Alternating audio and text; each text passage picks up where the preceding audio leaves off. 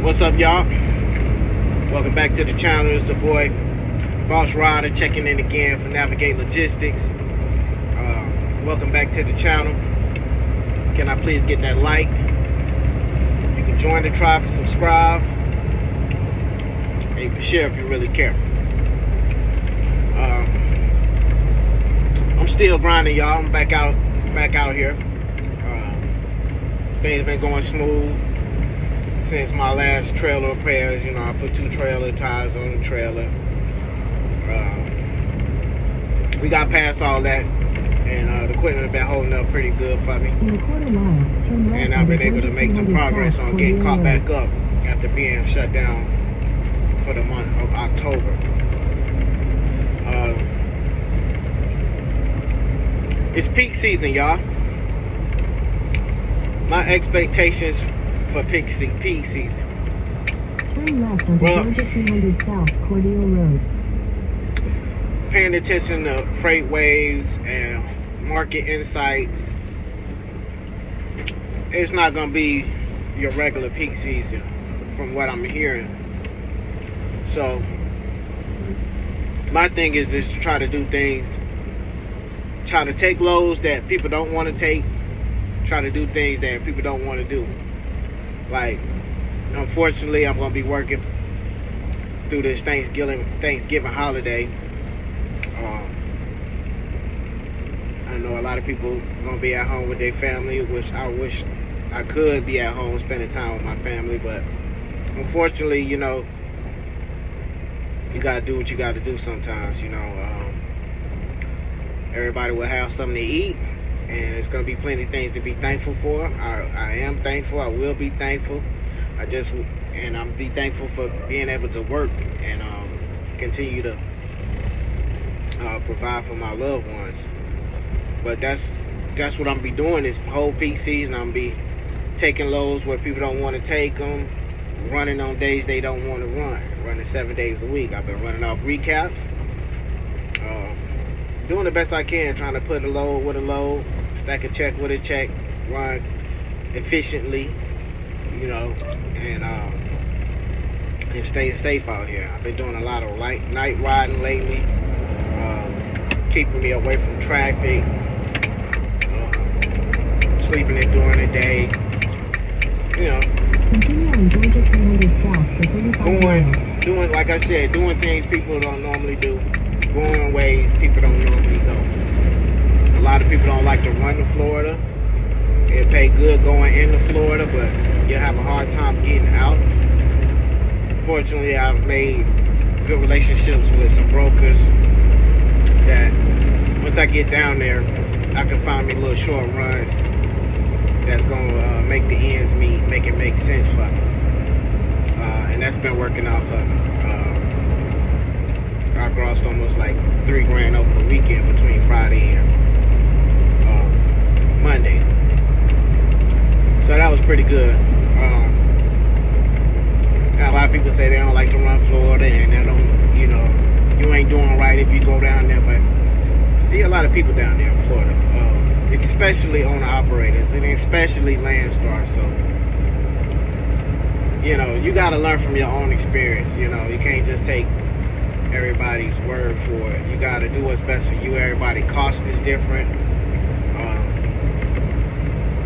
I get paid on delivery, so I don't have to wait 7 days. So, you know, if I drop a load, I'm gonna get paid. You know what I'm saying? So I do things that works out for me and my business. My previous years working peak season for owner operators, and as a company driver, I used to run a lot of UPS, Amazon freight. We used to have contracts with UPS when I was working for an owner operator a couple of years back, and they kept us busy, moving a lot of empty trailers, moving a lot of loaded trailers, dropping hook stuff. I talked to him a few weeks ago, and he was like, they not paying. It's not what it used to be, which is to be expected. But I'm just trying to stay positive. Like I said in my last video, I study the market continuously every day, and I'm hopeful that things will start turning around if not the first quarter of next year, 2024, then by the second quarter, you should see a substantial amount of increases as far as rates are concerned. Capacity is still decreasing. Prayers go out to the people that are having to close their business and revoke their authorities. I know that's a very tough thing to try to go through. I've been pushed to the verge already, and it's not a good feeling. But you know, some people are doing it in the comfort of having a cushion or a safe zone or something to fall back on, and that's good. And then there's some people, you know, that's have to close their doors and, you know, their business because they're in a tough situation. So my prayers go out to those people. But fortunately, you know, the more people that get out, the more the rates are going to, the market will self-correct itself. I still don't want to totally believe that, because you had all these people, you had all these carriers in the business 1-2 years ago, and freight was enough to suffice. Not only was it enough to suffice, but it was paying good. So I still don't think it's all about capacity. I think it's a little bit about capacity. I think it's the shippers and or brokers getting back at things being so good when, you know, when the country was in a crisis with the health issues and stuff like that. I think it's a lot to do with that. I think it's a lot to do with political. It's good to hear things like the FMCSA correcting things with the brokers, as far as with their bonds, holding them accountable, because them having the time 30 to 60 days before they have to pay a carrier, that's still going to be going on. But to me, that doesn't make any sense at all, because they get their money from the shipper. We as carriers, we pick it up, we get it there on time.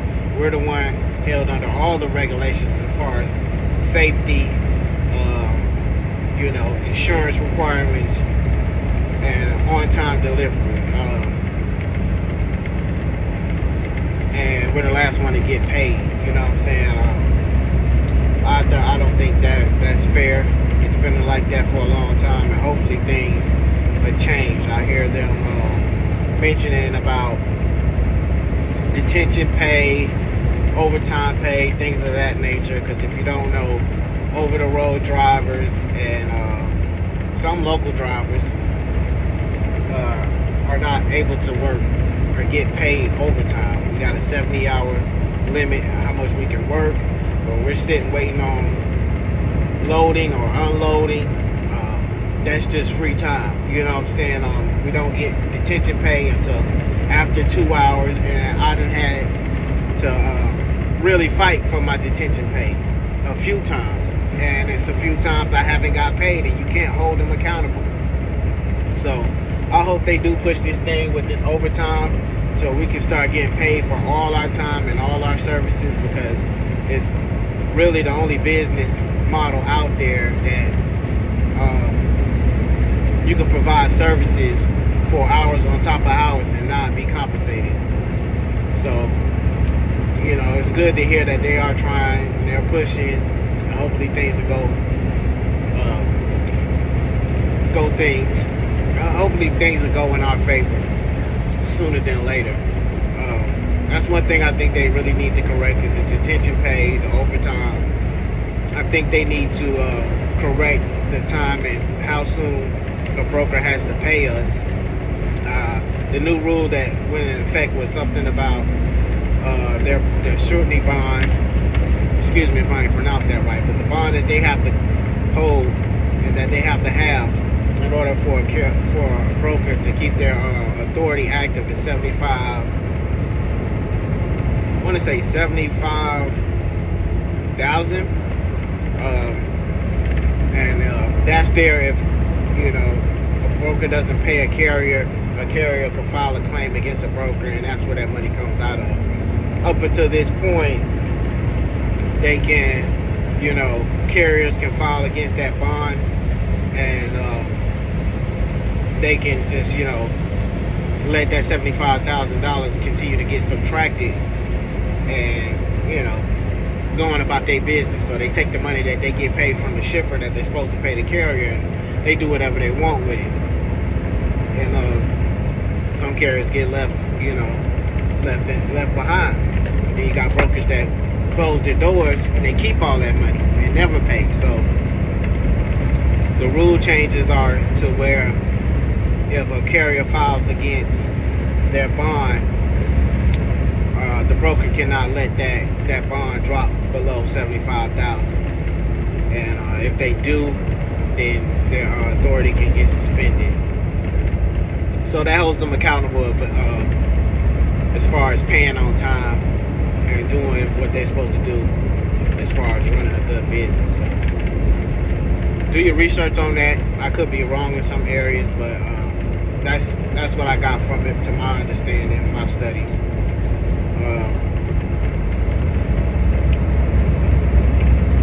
Like I said, my expectations for peak season is just, you just got to stay busy. I don't expect the lows, to change, but I have seen some rates, increase just for these Thanksgiving days, before, after, and on, because it's going to be more volume out there. So like I said, you got to do what others don't want to do. You're going to have to work when others don't want to work. You have to go where others don't want to go, and in order to survive, so that's what I plan on doing. Like I said, anybody out there that interested in a consultation or need any information, you can look and you can book me on my website, navigatelogistics.com. You can email me, get in contact with me. Normally I don't charge. It depends on how deep you want to get into it. I'm like an open book. I like to help people. You know what I'm saying? So, just get in contact with me, email me. The phone number's on the website. You can leave me a voicemail. I don't normally pick up the 800 number all the time, but I always check the voicemails and the emails. So, like I said, thank y'all for stopping by and checking out the channel. Don't forget to give me that like. You can join the tribe and subscribe, and you can share if you really care. It's your boy Boss Rider checking in again for Navigate Logistics. Peak season is here. You got to make the most of it. Everybody stay safe out there. Peace.